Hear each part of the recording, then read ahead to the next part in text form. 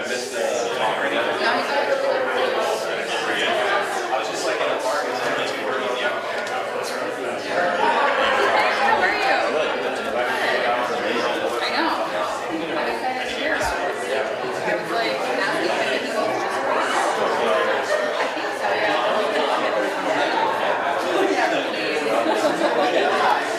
We got here right as we were doing the photo shoot. And I was making faces back at the window.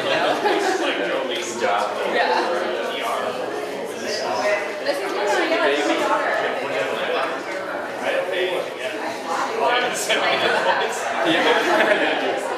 I made the mistake of teaching her a game where she like puts my hat down and but I wear hats a lot, so it's a bad game. Yeah. Luna, she's very cool. We're showing her her future home in Chicago. Yeah, I grew up yeah, we moved down during like 2021. Got a house for like we pay for a few years. But now we're like,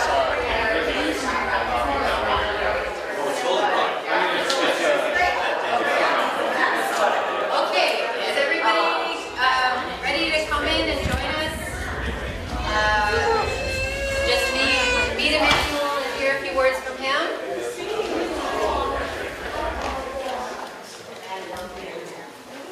Okay, well thank you so much for everyone who joined us today. Welcome to Homecoming Weekend. So this year we're featuring Emmanuel Carrillo, who has graduated from the art department in 2021. I remember when I first met Emmanuel in my drawing class. He was a student that I was immediately intimidated by, thinking, he's smarter than me, I'm pretty sure. But he transferred from NYU, and so we already had a good New York connection and talked about that. It's in things we liked about New York and all of its dysfunction. Started as art and engineering, right? Yes. Then pivoted to art, and then art and philosophy. But was always a student that could make connections with every single thing that you were experiencing. So that was always you were just a thrilling student to have. So it's great to have you back. And just finished his master's in architecture at UC Berkeley. And so this work comes from that project, which I'll let you talk about. But let's welcome Emmanuel.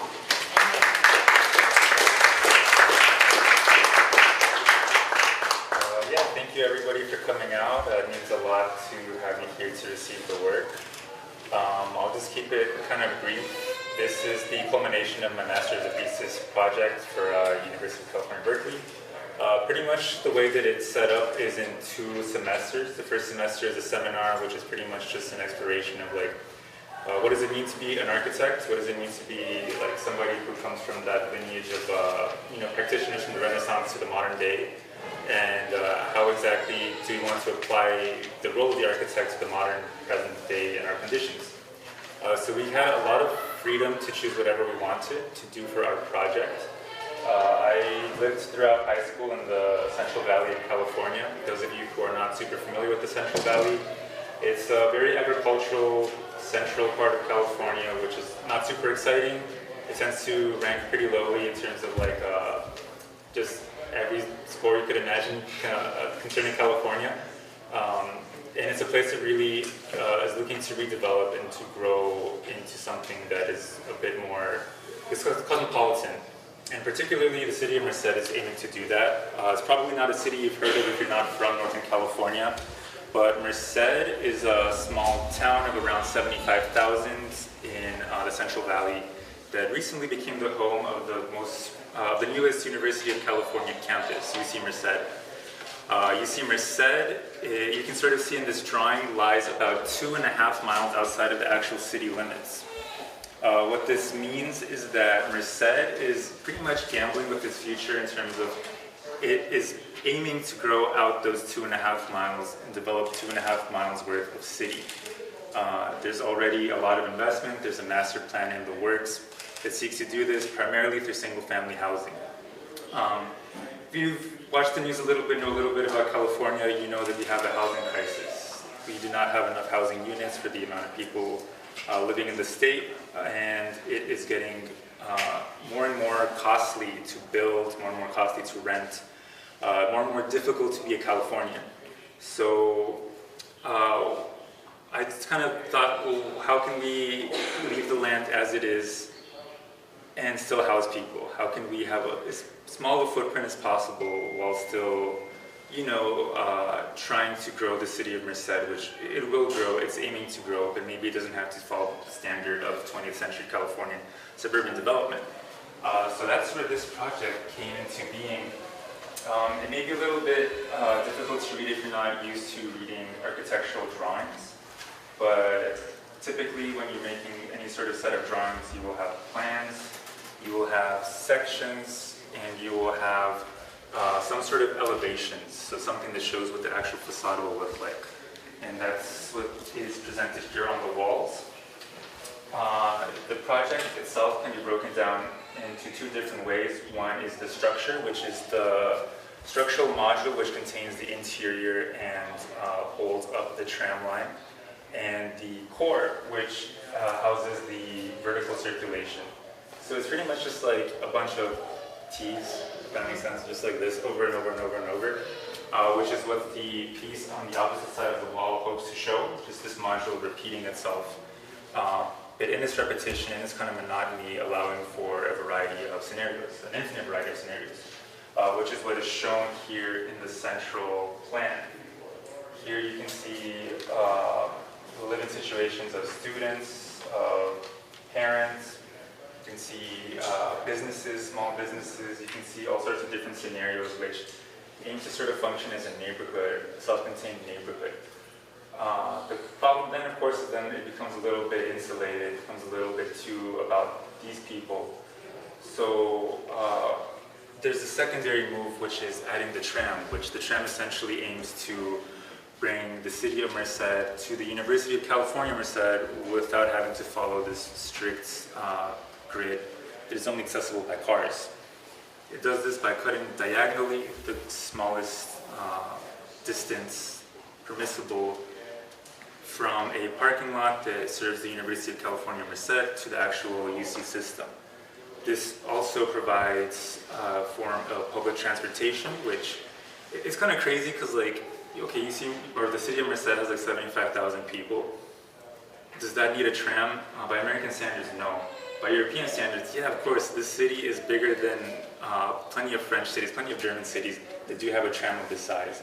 So trying to show that it's not that wacky, it's not that weird to actually have public transportation at this scale for this amount of people was another part of the plan. And yeah, so that's I guess the three parts of the plan is the ground condition, the central condition, the public tram on top. Yeah, I don't know, it's been a while since I presented the pieces, so if you have any questions, concerns, criticisms, scathing criticisms, otherwise, please let me know. I'd be happy to answer questions. I have something to say. Yes. I just like the moral aspect.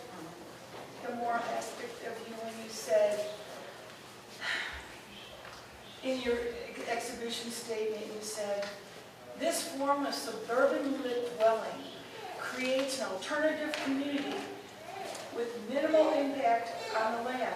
The project imagines a space where students, farm workers, stay-at-home parents, small business owners, tradespersons, children, the elderly, homeboys, tenured professors, adjuncts too, and anyone open to a new form of living are welcomed in a given space of their own.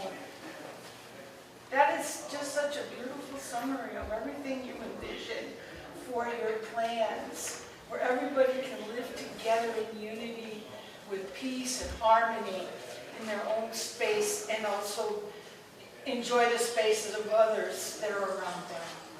So I think we should give him a round of applause. I know we're not finished.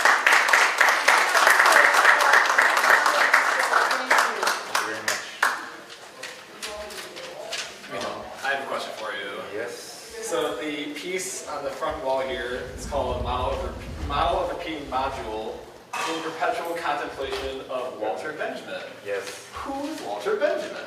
I'll actually try to keep this one brief. He was a philosopher from Germany in like the mid 20th century. He wrote this really important essay that was pretty much on the idea of like reproduction of art and like how the reproduction of art functions in like modern society and like that gets played out. In different aspects of life, different aspects of art, media, etc. But in particular, Walter Benjamin, like for architects, because architects don't really build things. You make drawings and then other people build that for you.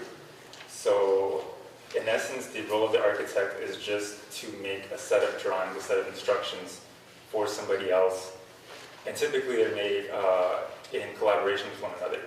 So part of that essay is this idea that like art has an aura, like the painter, you go to see a Van Gogh because Van Gogh painted that. You don't see a reproduction, you wouldn't pay to go to a reproduction museum.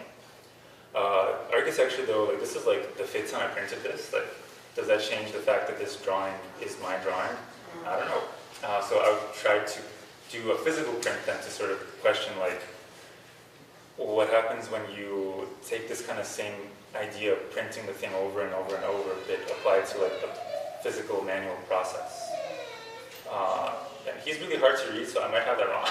But that's kind of what I was thinking when I was working on that piece, and I like reading him because he's cool. Do you think that that concept that Walter Benjamin was exploring about reproduction of art could apply to the actual plans for this structure as well, since you said it's a continuously repeating series of T intersections throughout the whole, and like how that could maybe connect to what Walter Benjamin was ruminating on? Yeah, definitely. We read a lot of his essays. Like my seminar was very like conceptual. My professor is like very PhD. Like I think she has a PhD in philosophy of architecture. So it was very, very weird. But yeah, that's definitely a part of it. Is like I guess repetition. Again, like this is literally just two things. This core and this module, repeating. But then also the possibility for like infinity inside, or the potential, I guess, for infinity inside. What do you mean with that? I guess like the potential for infinite scenarios, which they're still set up, they're still bound in a sense. It's kind of difficult to see unless you're close, but it's the way that the individual units are set up are divided into 3 pieces horizontally and 3 pieces longitudinally and laterally. So you can see there's 1, 2, 3 rooms in the center, 2 corridors on the outside that can accommodate various, various scenarios of living, various scenarios of life, whether that's actual like domestic life or business. And then again, these other 3 modules, the corridors shown this way as well. And there is a criticism, because there's a lot of projects like this that try to say that, oh, well, I'm just going to give you space to do whatever you want. And that becomes a criticism that questions, well, are you actually designing then if you're just giving people space to do whatever?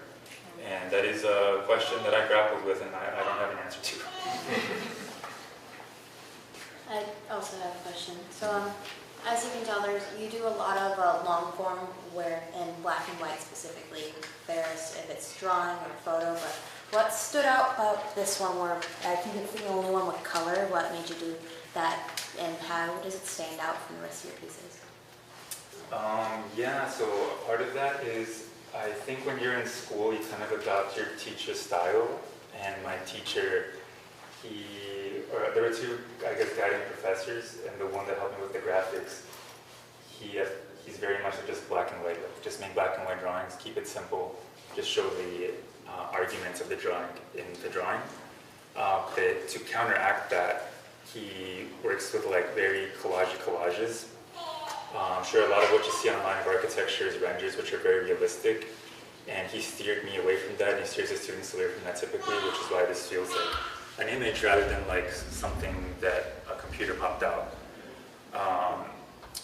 Partially also, to be completely honest, it saves a lot of time. Like if you're having to add like hatches and colors and all these different things, it becomes very, very time consuming. And I like having extra time.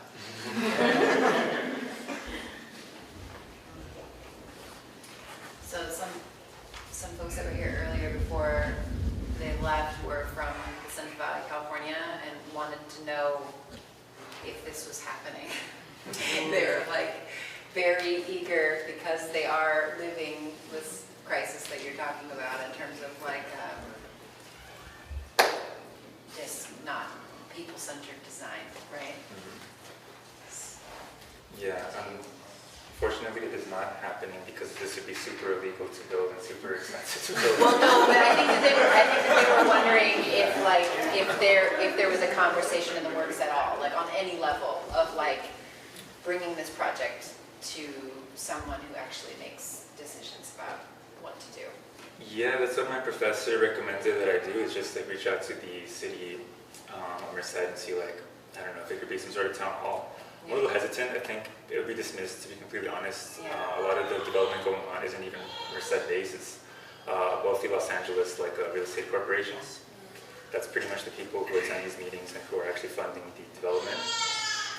That being said, I do think it could be worth like maybe trying to show at least some of the photos at the gallery or something in Merced.